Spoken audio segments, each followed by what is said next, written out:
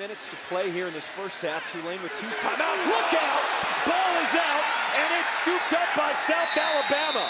Keyshawn Brown with the fumble recovery, and it was Khalil Jacobs bringing the pain.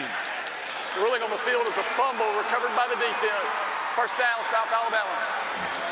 And just like I talked about, you can't let Michael Pratt sit back there, camp, and just pick guys open here.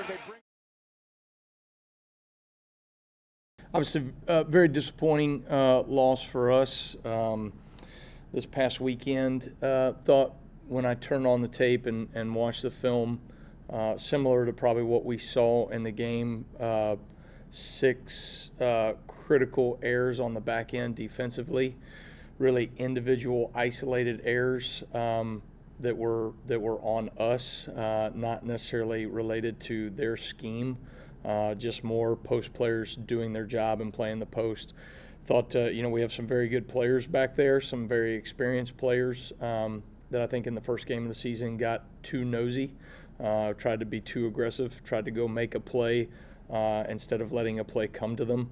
Outside of that, I think when you look at it objectively on defense, we played a lot of winning football out there.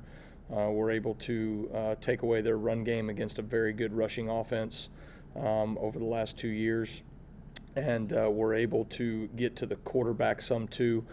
He did scramble a couple of times, but we were able to limit some of the things that he did. So I think, when you look at it from that end, obviously those 6 plays were very critical. And I think they will get fixed very quickly and should get fixed very quickly. Offensively, very similar story. Thought from an overall execution standpoint, we were our own worst enemy. Had a fumble in the first play of the game. Had a couple, interceptions. One of them late when we were pressing. The other one, Carter just went through his progression a little bit. Got hung up on one route. So when he came back to the other guy that was open, there was a little bit of pressure in his face, and he tried to throw it off of his back foot and just put air on the ball with an overthrow, and then some operational penalties, particularly on our offensive line and with the center position that we feel like really held us back in a couple of drives. So when you really look at it objectively, I thought we did some really good things to be able to establish drives and move around, but we were our own worst enemy in terms of not taking care of the football, operational issues that set us back, and then late, we took a couple sacks when we were pressing.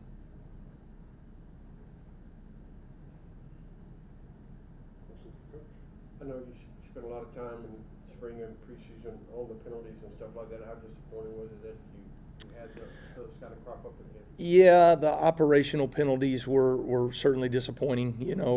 We were going fast, and that's something that we haven't done, in the past to the degree that we are.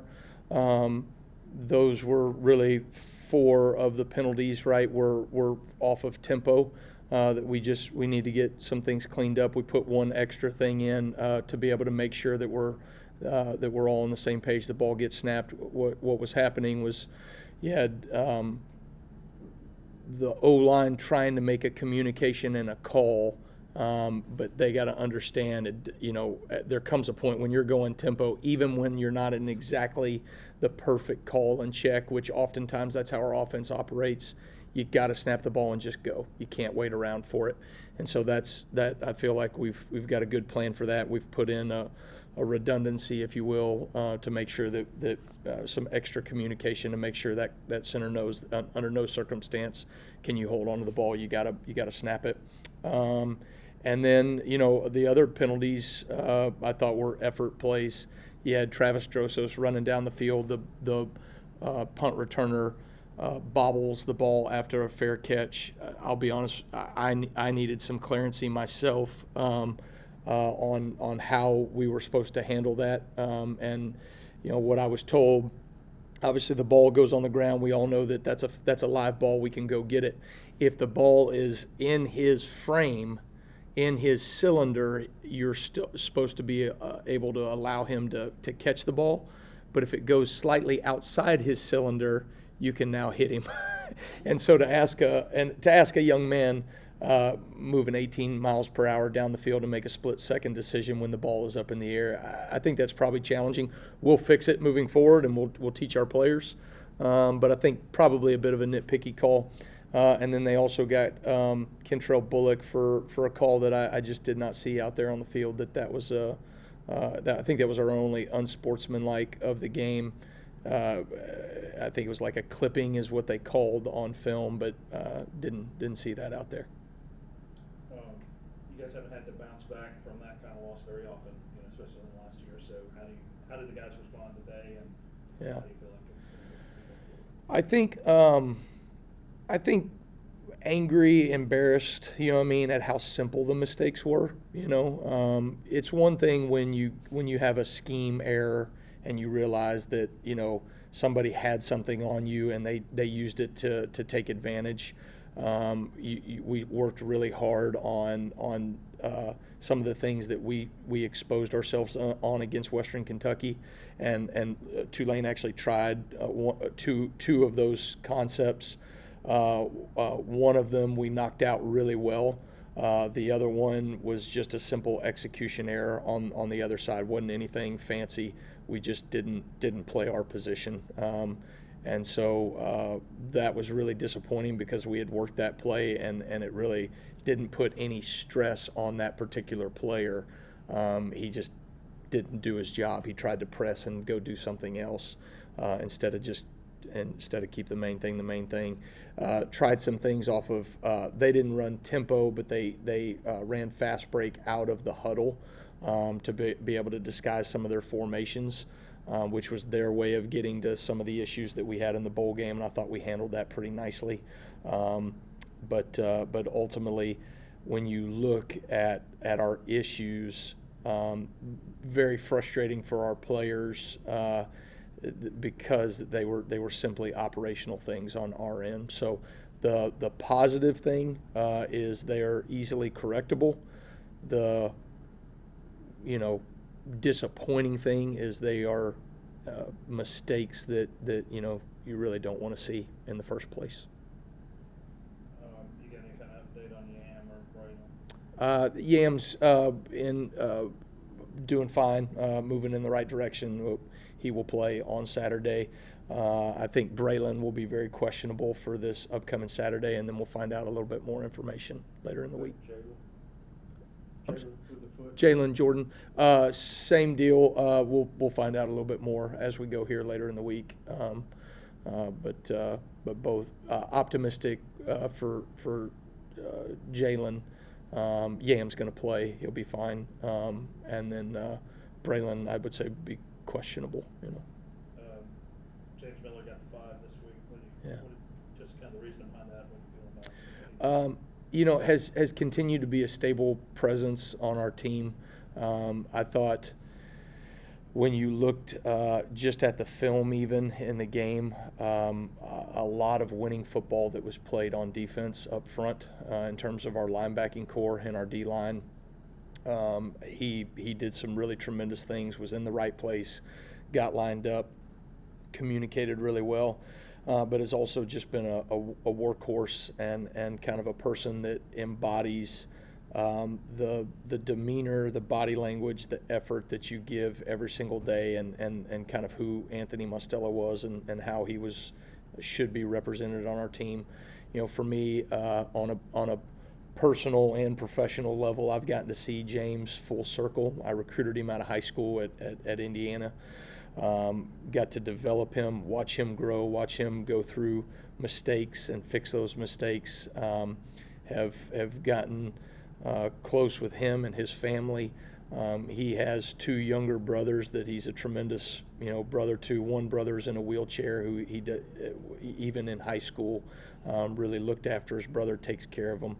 And then just the way that he has grown as a young man. I got to speak on stage during his graduation when he walked across this past year, and of course I got very emotional with all of our players that walked across stage, but just very proud of the young man that he has become, and very fitting in the number 5 jersey.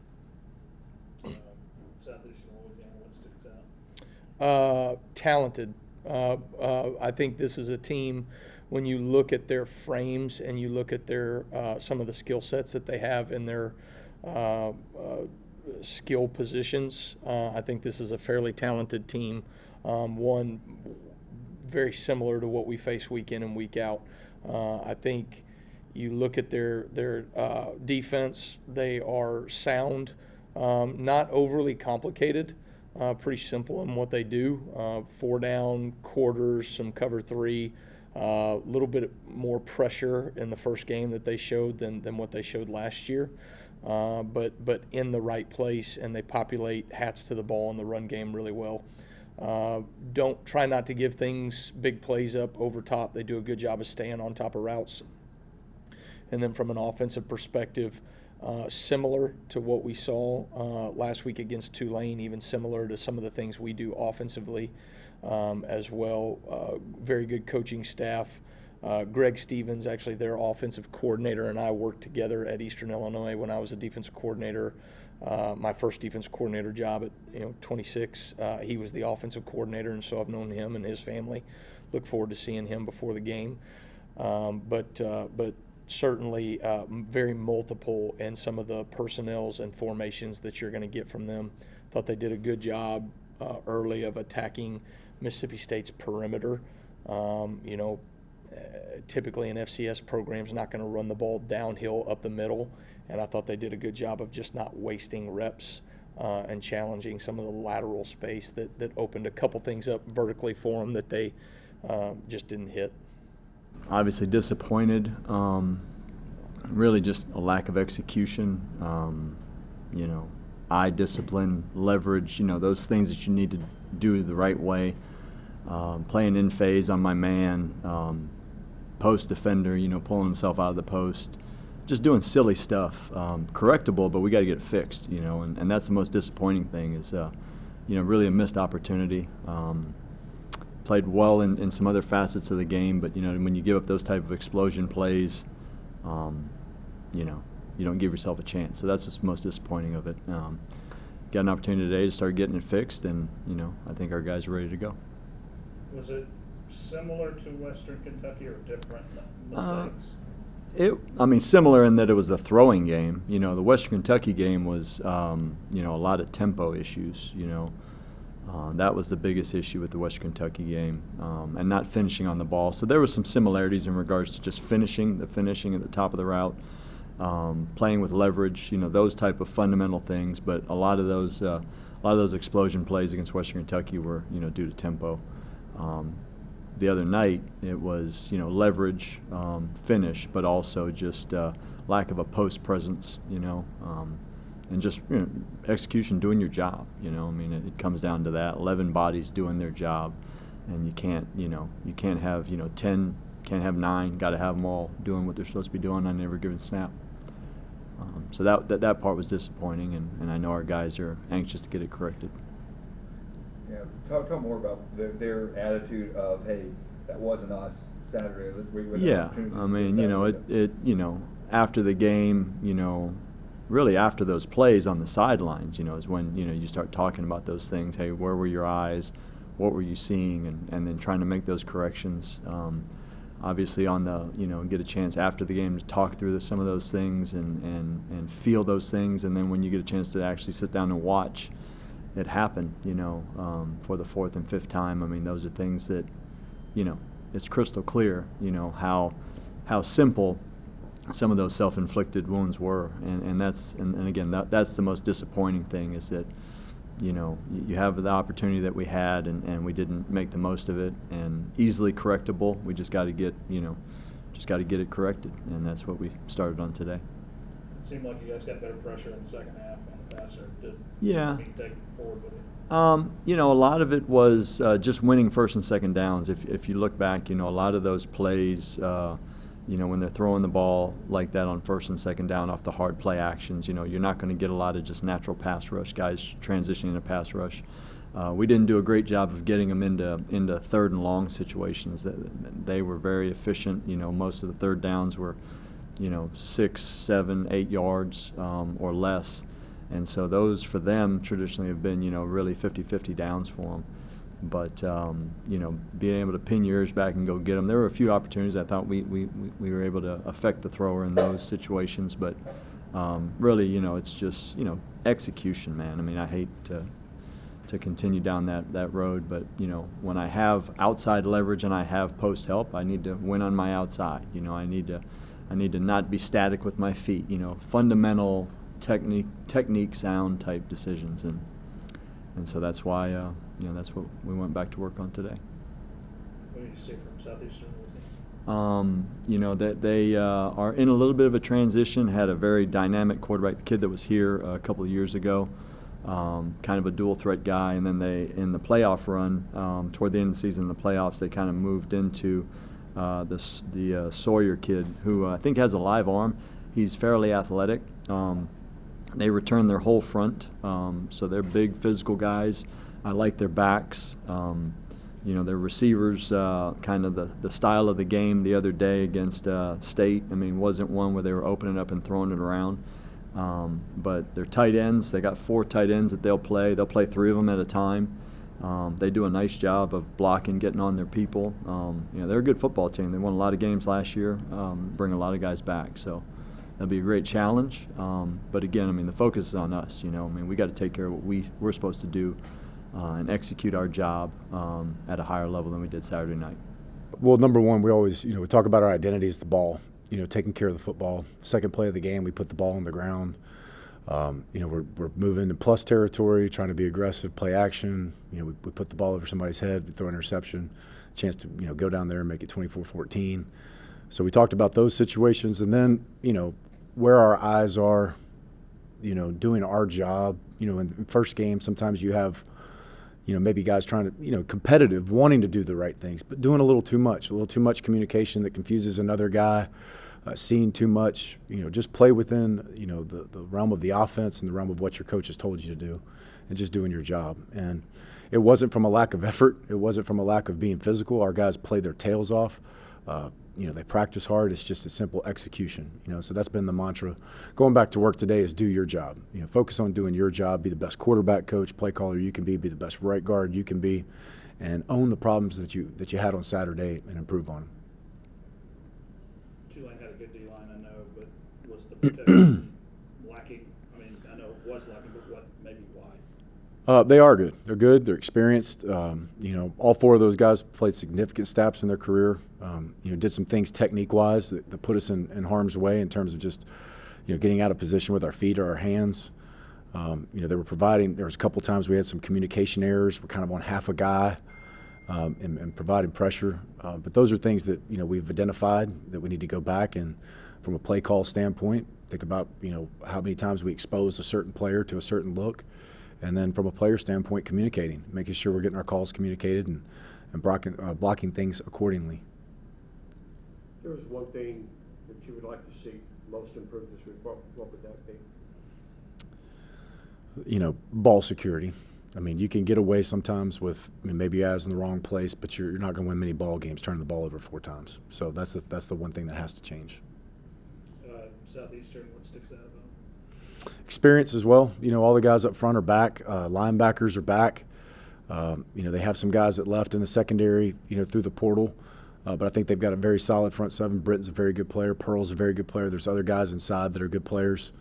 I watched them through about 2 quarters of the Mississippi State game, and those guys provided some problems. Mississippi State in the second half had to try to pull away, but this is a team that won 9 games last year, so they're not winning isn't foreign to them. So they know how to stay in ball games and play good defense. After a game like that, what's the how quickly you want to get back on the field and let's go prove that we're better than what we should? Well, after a game like that, you're disappointed, and in some cases you don't know how the game's going to unveil itself. So some things surprise you, good and bad. There's some things. Well, I didn't know that guy was going to play like that. That was pretty good, or kind of disappointed in the way this guy played. Once you get through with that, it's about identifying the problems, and learning your lessons from that loss and making sure that they don't go to waste, and being grateful that you have an opportunity to go out there and improve on them. And what we talked about this morning is myself, all the coaches included, we have our mistakes from Saturday. And, let's not fix the blame. Let's fix the problem. If we fix the problem, there is no blame. So let's own our issues, and let's go back to work, and let's put our nose down and focus on what we need to do and do our job. We just got to do a better job of finishing. I feel like sometimes we get out of position with our eyes and stuff, but we just got to lock in and focus on our job. I feel like we take one play, one job at a time, and lock in for that one play that we capable to do what we did or do better than what we did. Did it feel kind of like the Western Kentucky game to you? I mean, it seemed like it played out, at least early, kind of played out that way. Yeah, I feel like it was a little bit like West Kentucky. I feel like West Kentucky just used their tempo a little bit different, but like it was almost the same. I just feel like eye discipline. That was the biggest takeaway from the game is eye discipline. If we have better eye discipline, we'll be in better position for the ball to make plays. Talk about the mood in the locker room that night, today, and then moving forward. Hey, we have an opportunity to get a whole lot better. Yeah. Let's go do this. The mood in the locker room right after, everybody was like disappointed and shocked because I feel like we were shocked because all fall camp, all summer we've been working that we was gonna be the best and work and be the best, and then like we got punched in the mouth, for example. So after that, I felt like the day and moving forward, we're gonna look forward. Like we're gonna take what we learned, like take it on the chin, learn from our mistakes, and like fix it. Don't let it happen again, and just grow from there. Like I feel like that's like the calluses, them calluses that gonna build us for down the road. So. You got the number 5 jersey this week, I heard. What does that mean to you? I mean a lot. Like we think of number 5. We use that jersey as important in the program, and I'm happy to have it. And I'm just honored to be able to represent the team with the number 5 jersey and show. Too many mistakes, just too many mental errors, too many fumbles, too many turnovers. We can't win when we're turning the ball over a lot. Talk about the day after, the night of, the day after, just the feeling of, man, we got to get out there and do better than this. Talk about that feeling you guys have in the locker room right now. I feel like we just everybody got to do their own job. I feel like if everybody do their own job, we can put the pieces to the puzzle together, and we just got to keep playing.